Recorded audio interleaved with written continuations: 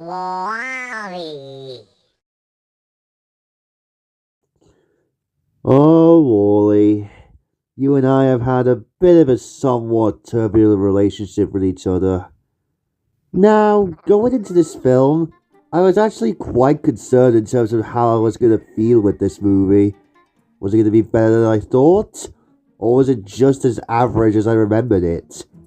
Well, after this latest rewatch, I can happily say that it was better than I thought. Not amazing or anything, but I think it's a cute little movie. First off, I want to start by saying that the opening to this film is really fascinating. We see a robot named Wally just living his life on Earth by collecting garbage and turning them into cubes. And every so often, the stuff he collects that are not garbage go into his little contaminant area, I guess?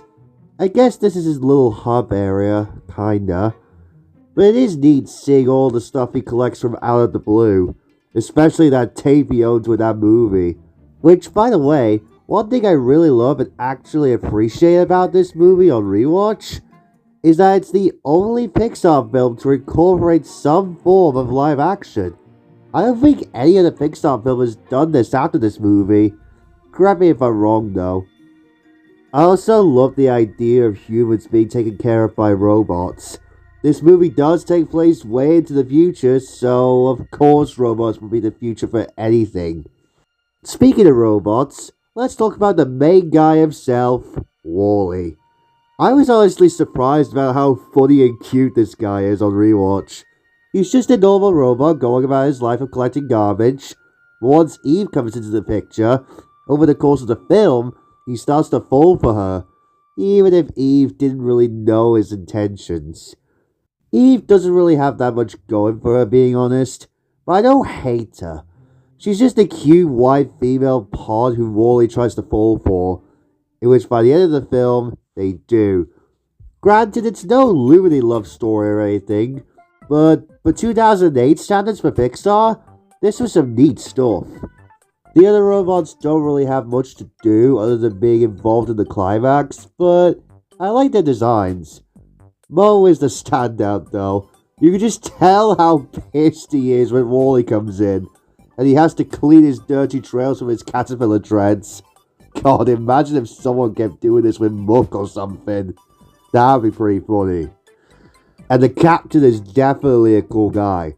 And he is a real badass when he turns auto to manual mode in the climax. And he has a desire to go back to Earth. Which, to be fair, I could understand. If you've been living in space for so long, you really get his desire to know what Earth is like and what goes on down under. Now for the animation. Honestly, there isn't really a whole lot to say. The animation here is very strong. I love all the modernness of the ship and all of the stuff that happens in it. And all of the scenes on Earth are really fascinating to watch visually. That intro shot with all them cube towers is such a cool panning shot, with all the grit and dirt all over the place.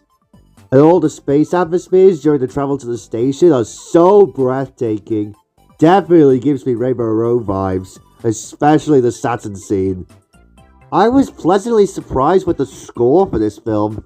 Thomas Newman came back to compose the score for this film. That honestly took me by surprise when I discovered this, because you really would associate him with the Finding Nemo series, since that's his most well-known work. But it turns out he did the score for this film, and I do believe he does the score for another non-Nemo film later on, but I'll just have to see. The story itself is definitely interesting. It is just your average love story, but I do like it. Wally definitely wants to fall in love with Eve, but doesn't know how to do it, which is typical for a love story like this. And there are definitely plenty of scenes that are really cute between them. My favorite of these is definitely the space dance scene. The music soars in this scene, and I think it's kind of funny how Wally just uses a fire extinguisher to move about. Now, it's totally like him to use something like that. At that moment in the climax when Wally starts to die during the climax hits really damn hard. Especially when Otto actually crushes him at one point. Like, damn, Otto, what is your deal, my guy? But you feel all the more relieved when he is fixed. Well, kinda. At first, when he fixes him, he doesn't remember and just does what he can. But once he thinks it's all over, Wally regains his memories and the two fall in love. Such a wholesome moment between the two. And, I think that's all I can say, really. I apologize if I didn't really have all that much to say in terms of these last two movies, but that's just because, when compared to all of the other classic movies from Pixar, they just don't really stand out, at least in my opinion. But in any case, Wall-E was still solid, and I quite enjoyed it. It was definitely better than what I initially thought it was going to be on rewatch. I think it gets to sit slightly above Ratatouille. But with that said, well, I think this and Ratatouille are solid. They both don't really compete with the likes of any of the other films we've covered so far. Well, let me just say, they are not the worst of Pixar. They're just bottom tier in terms of the classic films. But like I said, Wall-E is still pretty good, like I said. I would recommend it. But I would recommend something like The Great Discovery in terms of 2008 films.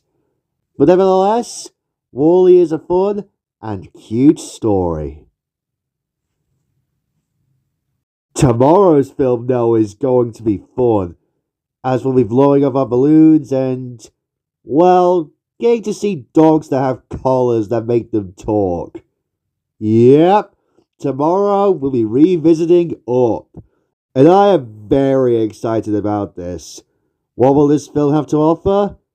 Well, tune in tomorrow to find out.